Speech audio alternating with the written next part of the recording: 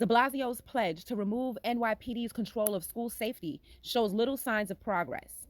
Ex-police officer, NYPD, Eric Adams may decide the plan's fate. Facing pressure last summer in the midst of protests against racist police violence and the murder of George Floyd, Mayor Bill de Blasio agreed to move control of more than 5,000 school safety agents to the Education Department from the Police Department. The pledge reversed his long-standing opposition to such a transfer. 1 year into the 2-year transition, officials have said little about the process. Key questions have yet to be answered, including whether school safety agents will answer directly to principals, how their duties might change, and even if they will continue to wear police uniforms. De Blasio promised to complete the transfer by June 2022, 6 months after he leaves office, leaving the complex logistical task of executing the move to the mayor's successor. With Eric Adams winning the Democratic primary on Tuesday and poised to sail through the general election in November, it's unclear whether Bill de Blasio's proposal will come to fruition. A new mayor may not want to do any of it, said Naquan McLean, president of the local parent council of Brooklyn's District 16, who supports the transition. McLean's Bedford-Stuyvesant Council had a town hall meeting on the issue in April where education department officials offered few details about how the transition would work. There's a good reason to suspect Adams, a former police captain, might be skeptical of de Blasio's transition plan. During the campaign, he argued against removing school safety agents and pushed back against calls for sweeping reform of the school safety division, though he said there should not be a police culture in schools. Pause. What is a police culture? Define that for us, Mr. Adams. Spokespeople for the Adams campaign didn't respond to questions about whether he would move forward with the transition of the school safety division to the education department. Even if Adams were inclined to move forward with the transition, it is not clear how much of the groundwork will be completed by the time he takes office. In the year since de Blasio announced the transition, advocates and observers said they have seen little signs of movement or even clear explanations about what policy goals the transition would accomplish.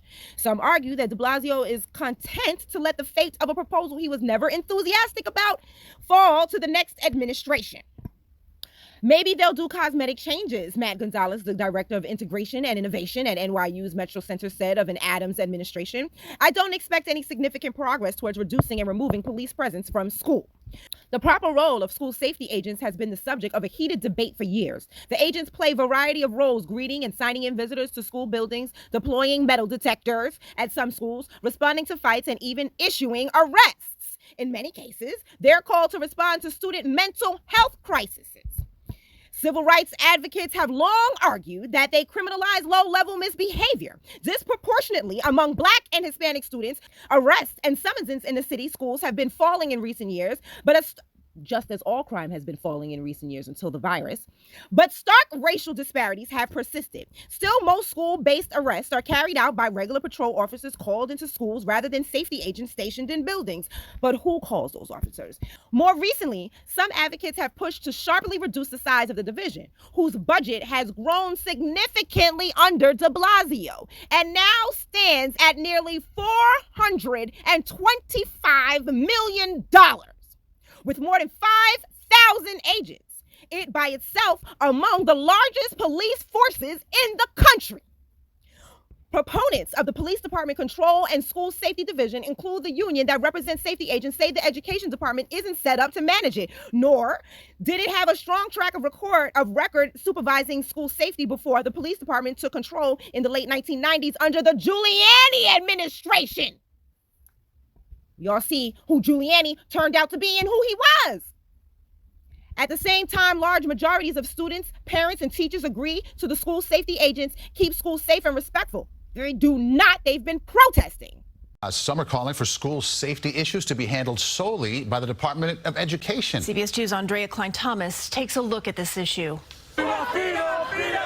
Past and current students were joined by city council members to demand all officers be removed from New York City's public schools. The only time I felt unsafe going to school is like when I'm when I see myself, my friends, or like someone I went to class with being harassed by school safety agents. Under normal circumstances, metal detectors greet many students as they arrive in the building, and the school safety officers can sometimes outnumber the staff tasked with providing supportive resources, raising the question about the city's priorities. In my school, there was only 2 guidance counselors for 600 students.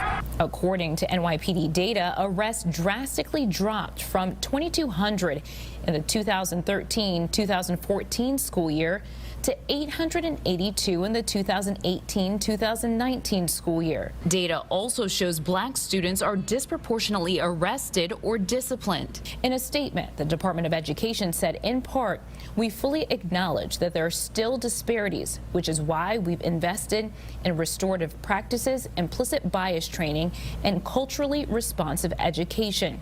However, the district did not take a stand on whether they support removing officers. According to annual school surveys, the level of agreement on those questions is lower, though still generally positive at schools with larger shares of black students. The Deblasio administration has previously implemented reforms to reduce police interaction in schools for low-level offenses, but top officials have said little about the goals of giving Education Department control of the school safety agents. Education Department's officials have generally said the idea is better to integrate school safety agents into school communities and bolster training efforts.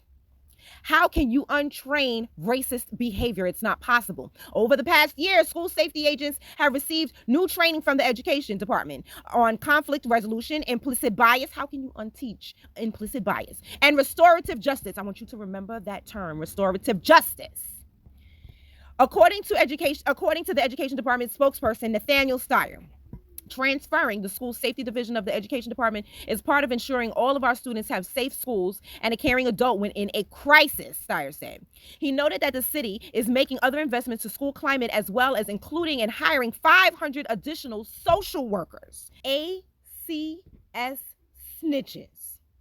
Your children have been out of school for years now. They've gotten them to the point where now these children mentally are dying to get back to school. And that's not being hyperbolic. The suicide rates among children are through the roof. They're literally dying to get back to school.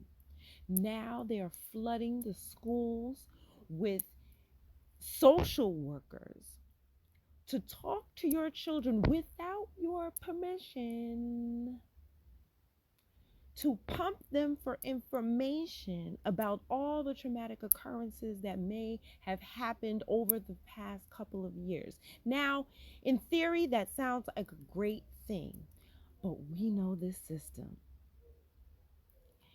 Your child will say one thing that they deem as suspect, and they are going to call ACS on you. So now they let these ACS snitches into school under the guise of helping your children and keeping your children from being arrested. But in actuality, it's a setup to remove your children from the home. There are signs that the broader challenges may not be on the table. In public meetings to update parents on the transition from the NYPD, Education Department officials have sought to reassure parents that school safety agents will remain in schools and there will be no plans to significantly alter their powers, including the ability to make arrests. So you're not making any changes. You're leaving it just how it is, which they were protesting about. There is no plan to relinquish any of their current authority. Mark Rampastant, the senior Education Department officials who oversee safety, told parent leaders at a District 16 April town hall meeting. Other than training efforts, Education Department's officials did not explain how the transition would change the way school safety works.